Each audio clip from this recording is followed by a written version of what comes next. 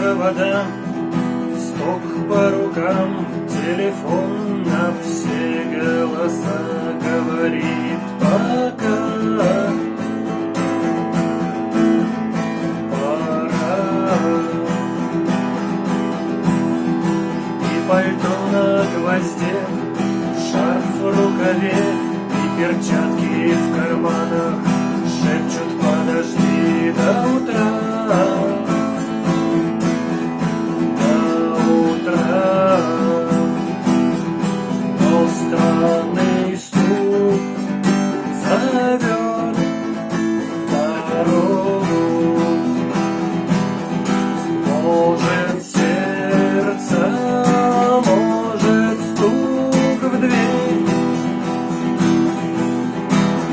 И когда я вернусь на пороге,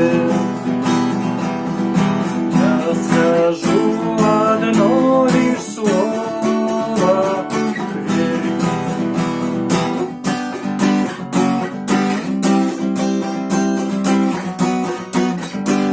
И опять на вокзал, и опять к поездам, и опять проводник выдаст белье и чай.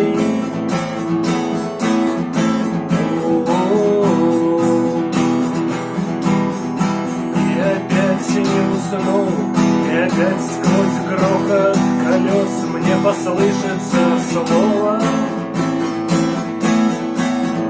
прощай.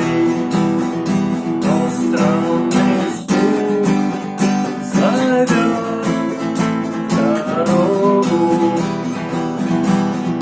Может, сердце, может, стук в дверь.